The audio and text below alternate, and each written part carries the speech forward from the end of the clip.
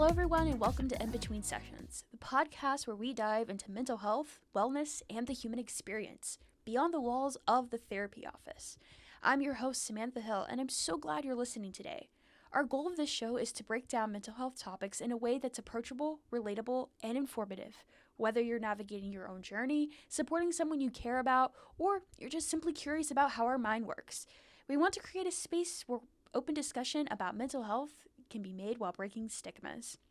And in today's episode, we're diving into the basics of anxiety and depression, what they are, how they show up in our daily lives, and why understanding them matters. We'll talk about the signs to look out for, common misconceptions about therapy, and practical ways to approach getting help. So, grab a cup of coffee, get comfortable, and let's start this conversation. Because mental health is something we all experience, and talking about it openly is the first step towards understanding, growth, and finding the support we deserve. So we're going to start this conversation off with a little bit of brief history about mental health. And the first question that probably comes to a lot of people's minds is simply, what is mental health?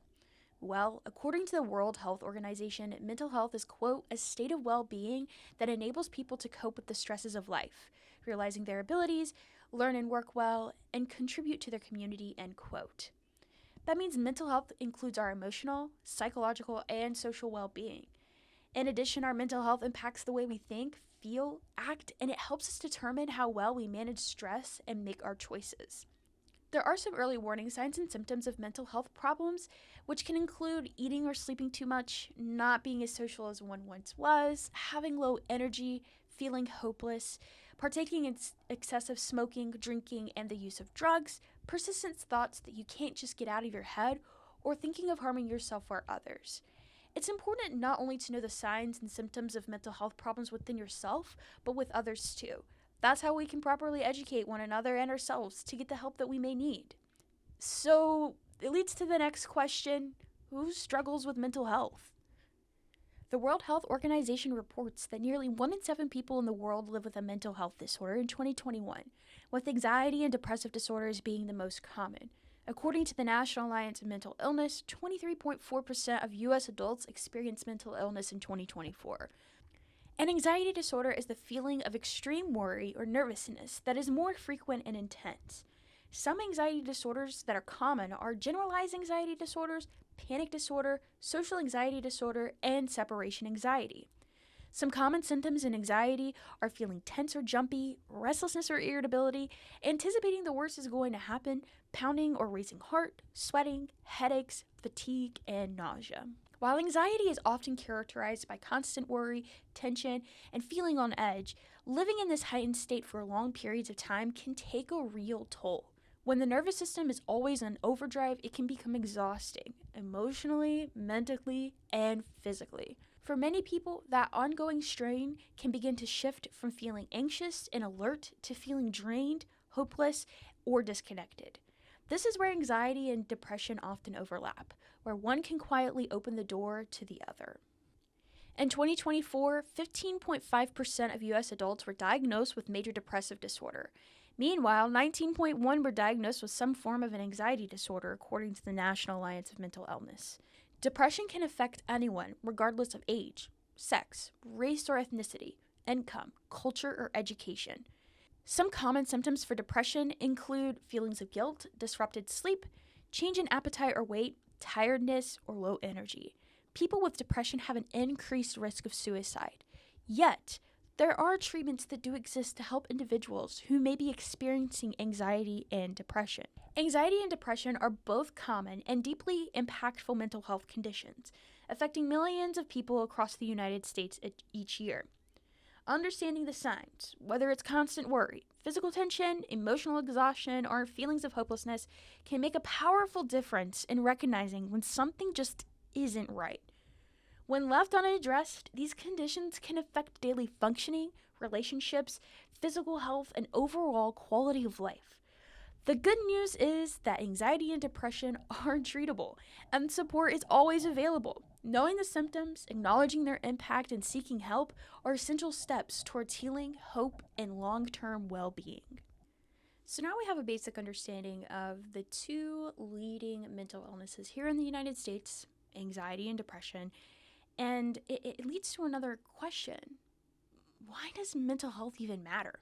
Well, mental health is just important as your physical health, and it makes up your overall well being. According to the CDC, mental health works closely with your physical health. An example of this is depression increases the risk for many long lasting chronic conditions such as diabetes, heart disease, and stroke. That's why it's important to prioritize your mental health to improve your overall well being. Along with that, there's a lot of myths that surround mental health, such as it doesn't exist, it's for the weak minded, or that one has a character flaw. But in reality, that's what makes us human. We're going to break down 3 of the top most common myths that are surrounding with mental health. The first one, myth. Mental health issues can't affect me. Fact. Mental health issues can affect anyone. From a 2020 study, 1 in 5 adults experience a mental health condition in a given year. Additionally, suicide is the leading cause of death in the United States. Myth number 2. Mental health issues are a result of personality weakness or character flaws. Fact. There are many factors that may contribute to mental health, such as genes, physical illness, injury, brain chemistry, life experiences, or a family history of mental health conditions. And last but not least, myth number 3. Therapy and self-help are a waste of time. Why bother when you can just take a pill? Fact. Treatment for mental health depends on the individual. However, many individuals do best when they have a support system during their healing and recovery process. So this leads into our next section of how mental health can be treated. And you're probably thinking that after hearing all of this information. But mental health can be treated in a variety of ways, including therapy, medication, or lifestyle changes. Treatment of mental illness is effective and it does work. In addition, mental health services are also covered by most health plans, by the law. Psychotherapy, also known as talk therapy, is the most common form of therapy that one may think of, where the person speaks with a trained specialist within a safe and confidential environment to explore and understand their feelings. During talk therapy sessions, the conversation is often led by the counselors and can touch on a range of topics, past or current, related to thoughts, feelings, experiences, family, or relationships. Today, clinical director, owner, and founder of Wilmington Mental Health, Joseph Rengifo, is here to speak on his experience of working in the mental health field, his mission and common signs of anxiety and depression, and easy steps for those who may need to seek therapy. Perfect. Now, for decades, in my experience, I have watched several TV shows, TV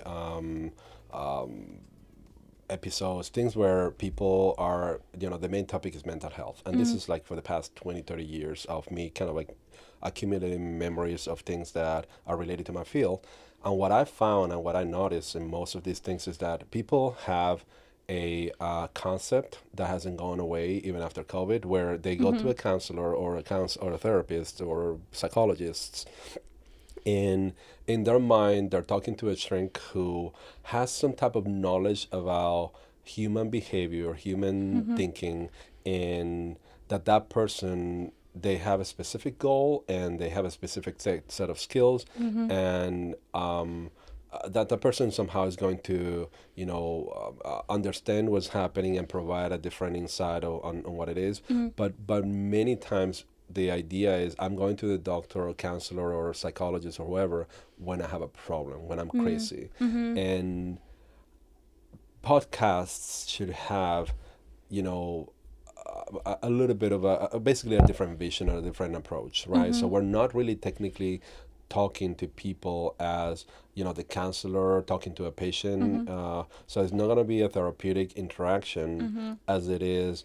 Let's talk about what happens in between sessions, which is what the title, but also the life and whereabouts of a counselor, right? And the patients in our community, how they see mental health. The way things become normal is that people become aware of it. So psychoeducation is just education, right? So you're telling people, you're talking about something, it becomes normal. Yeah. I think that as we continue to use the information that we use here in counseling and present it to the public understands better what ADHD, depression, anxiety is.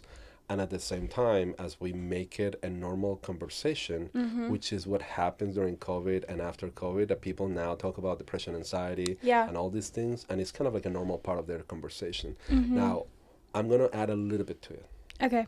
and this is what I project, what I project, and how this can help our society even more. Mm-hmm. So, as we continue talking about this, we take away the understanding of emotions as problems. For instance, when people talk to me about depression, anxiety, and things like that, they think of these things as some type of phenomenon, or phenomena that humans experience, Yeah. and that somehow they have some type of predisposition to these things, and God, life, nature somehow selected them to have these problems, and other people don't have them, and they're somehow cursed. And what I do, and this is my on my pages, my personal profile online, or my websites and things like that, what I have done over and over and over is present mental health as the outcome of evolutionary adaptation, basically. So I talk about how depression, anxiety are your simple emotions, or responses to the environment. And yes, they can become conditions, mental health conditions or psychological conditions, but for the most part, we all experience them in a way. And when we talk to people in our counseling sessions, we like them to start using this language of, I'm depressed, I'm anxious, but what makes you anxious? Because the anxiety is not necessarily the problem. We're not really treating anxiety, because anxiety is an emotion, right? Like everybody experiences. What we're looking at is how the symptoms affect them. Because if you tell me, oh, I have anxiety, okay, so what does that mean? What does that Yeah. mean to me? I need to know exactly how anxiety presents, manifests, and I need to know to what extent that anxiety is dysfunctional. Because if you have anxiety, and that anxiety is to some degree a fight or flight response, we want you to have anxiety. We want you to be able to be anxious because that protects you.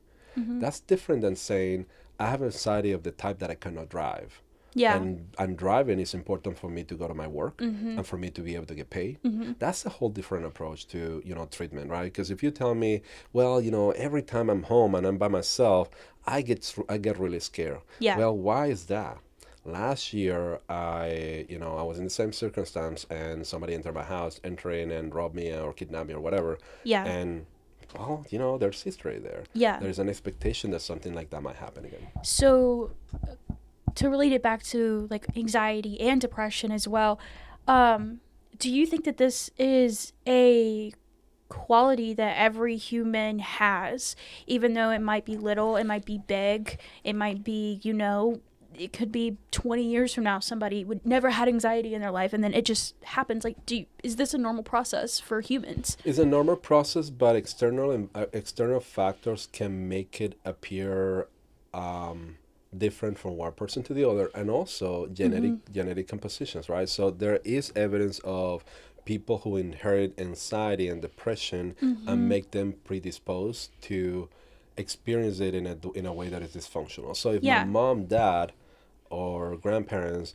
had it, and at some point they became dysfunctional, I do think that a little bit of epigenetics is important. Yeah. Meaning, my dad and my mom or my grandparents were able to experience anxiety and depression based on their circumstances, their life circumstances.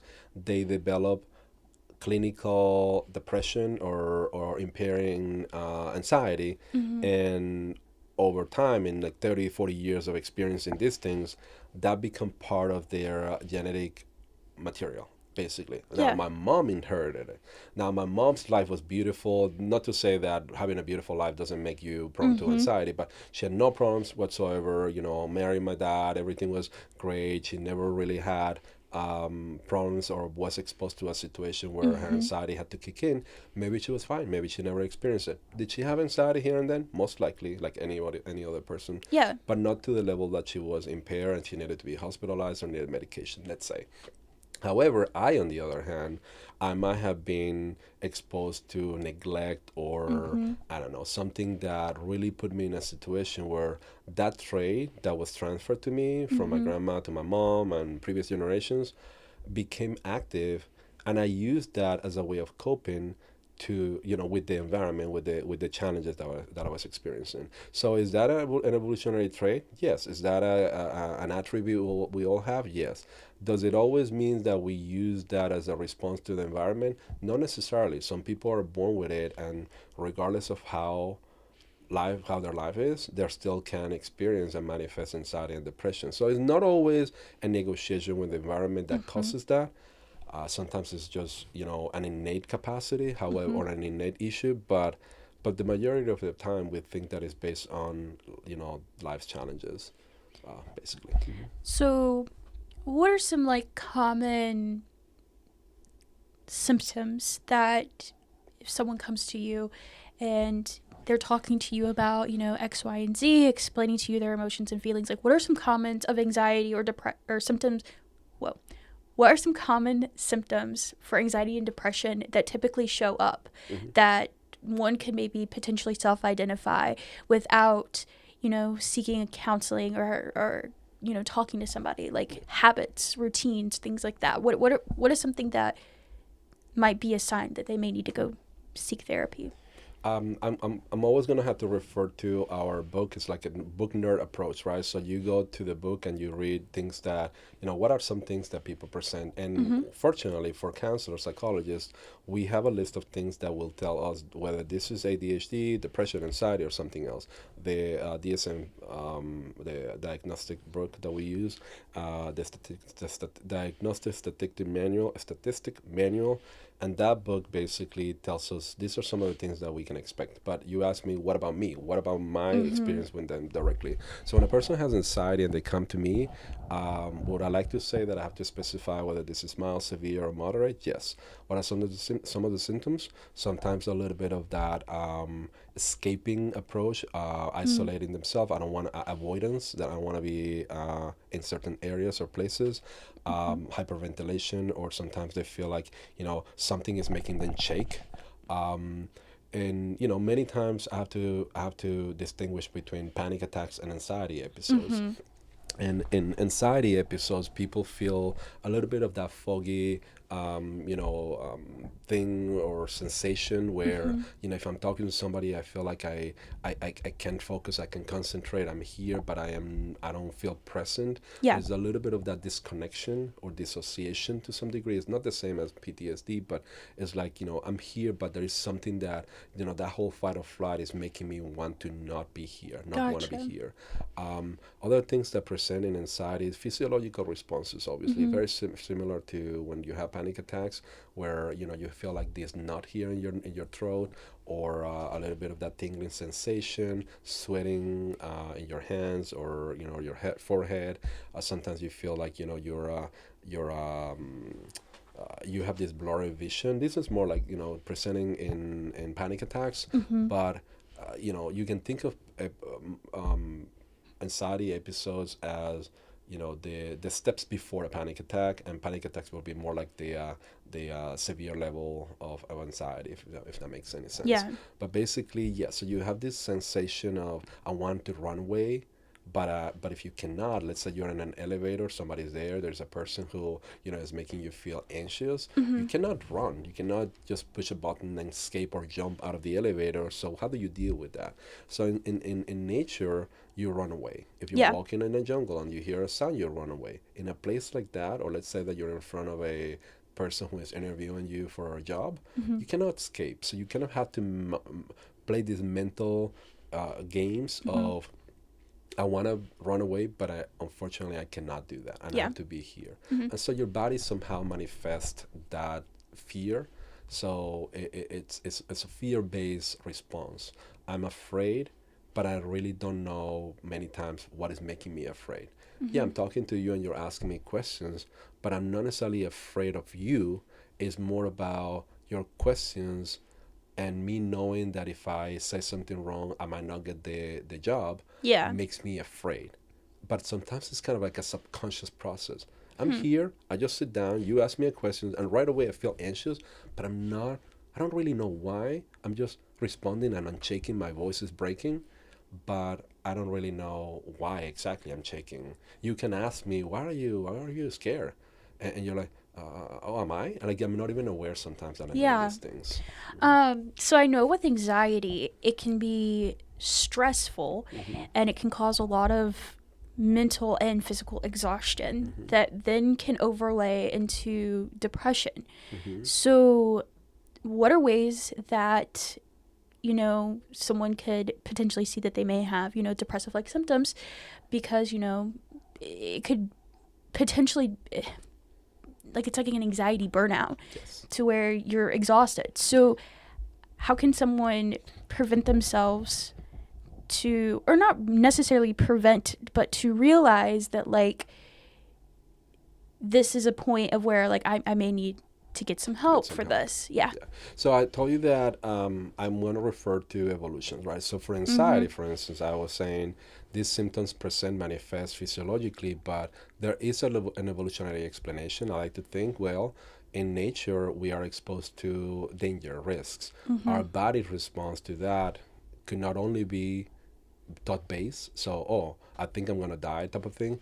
Something had to tell us, you need to run because if you don't, you're gonna die. Yeah. So our body responded physiologically to tell us and alert us that we need to run and escape. That's anxiety. It's fear. It's danger based. It's apprehension to what could be the unknown, the uncertainty, and that's an alert system. Depression, on the other hand, is a very similar approach to an evolutionary approach. Something is wrong, but it's more about I need to do something to change that, right? My body has to respond in a way that tells me I'm not comfortable with this, I'm not happy with this. So think of depression as chronic sadness. I go and apply for a job. I'm having all my hopes, or maybe not, but I want to get that job, and then I get a voicemail or a mail telling me that I didn't get the job. I was counting on this. I really needed this to be able to make money, to make my family happy that I have a job and all that.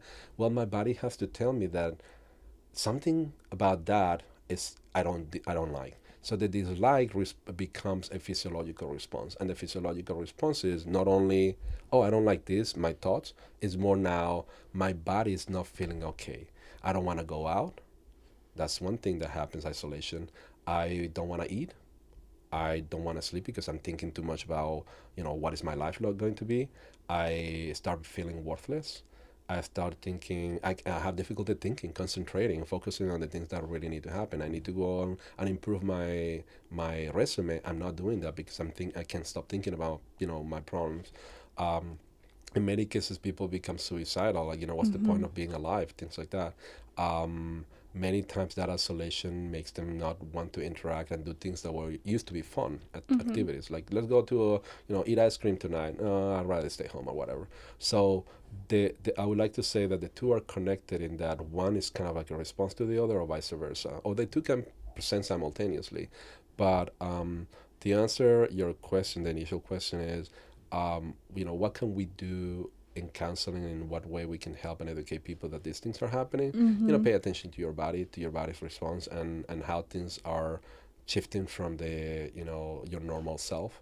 And then in counseling, we start by assessing these symptoms, asking how these symptoms are presenting, and then educating patients about basic responses that they are going to they can use to cope with that, or face these challenges, and so on and so forth. But I think I derailed from the actual last question that you gave me. So tell me, what was it? It was like, I asked, like, what are some signs that, and it kind of goes into my next question, is like, what are signs that someone personally may have that they may need to go seek help, they may need to go seek therapy? And my last question is how also can someone approach taking their first steps on their mental health journey? Yeah. So once you know that these things are not only happening randomly here and there, and that you're really losing sleep, that you are actually checking like things you're avoiding consistently, that is basically impairing you. Now there are three areas that we look at. Is this happening? Yes or no? Yes, they're happening. Is this severe, moderate, or mildly happening? And then the third thing is this affecting you in any of these areas? Work, home, interpersonal relationships.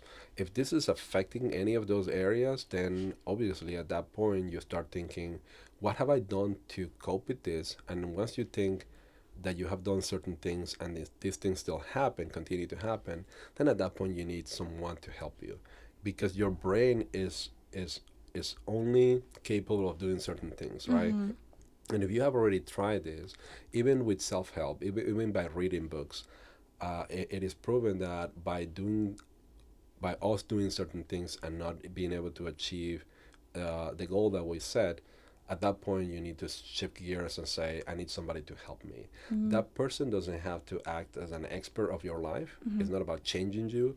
It's more about, let's look at things differently, because our brain is a box that has sometimes limitations. It's a complex organ, but sometimes we cannot see beyond a certain point. So we need another person to tell us, what about this?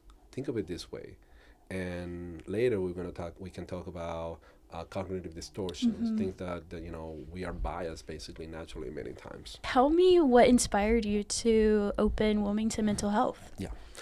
So when I entered school in 2002, psychology was in my mind as a goal, as an idea of me being able to understand the human mind. Mm-hmm. I wanted to work with people. I wanted to work on my education and learn about human behavior, about humans in general, how we are different, why we are different, and so on and so forth. Biology became part of my education and training, and I combined the two of them in my training and educating myself on understanding the human body, understanding the human brain, and things like that. As I continue my education, I started thinking, in what way I can reach out to the community and have an impact. So I can become a counselor, and I could do that. But I found myself connecting with the idea of impacting communities, not only by me talking to the person directly, by me, but also me helping agencies, institutes, companies. So I really got into the idea that I was going to become an industrial and organizational psychologist, which is basically someone who works for a company and helps the companies help employees, basically. Help employees become more productive, help them, with their life, things like that. In the process, I learned about clinical psychology and how I could have a direct impact by working with patients directly and doing assessments and things like that. And, coming to Wilmington and seeing how Wilmington had many gaps in the services that we offer. Sometimes people came to counseling and saw a counselor, but then they had to go to a higher level of care, and there was kind of like a gap in between. Mm-hmm. I started thinking that maybe my approach, maybe my something I could do was to open a practice that could offer mental health, but also integrate other services over time, which is kind of like still a work in progress. So we do offer counseling. I wanted to do counseling, but then I started thinking maybe we can integrate services like primary care, psychiatry services, maybe testing, drug screening, substance abuse treatment. Create programs that are targeting specific communities. And my goal has obviously expand and offer those services that fill those gaps, but it's also something that can take years to really put together, working with the government, making sure that you get funds and things like that. So the idea of opening a place and offering a service that was based on your philosophy of how to do things, it was always in my mind. And then the opportunity came in 2017, and I started working with the Latino community, with the folks that needed substance abuse treatment. Me being Latino, speaking Spanish, working with the substance abuse population, and also being a male was an asset, because traditionally females were the ones that were covering mental health services. Psychologists were many times males, but then counselors were females. So I was kind of like an asset at the time, and a lot of people came to me because there were not many males in the community that offered the services. Besides that, I spoke Spanish, and I also treated the substance use population, the substance use disorder population. So it was basically a dream come true. I learned about how to put it together and started, the applications and in less than 6 months, I started partnering with people and that joined the practice. And over time, I started adding other providers or contacting other providers who were willing to work with me and offer different services. I have somebody who joined me in 2019 that still works here, and they can offer treatment for trauma, EMDR, and it has been a beautiful experience because of the impact that we have on the community.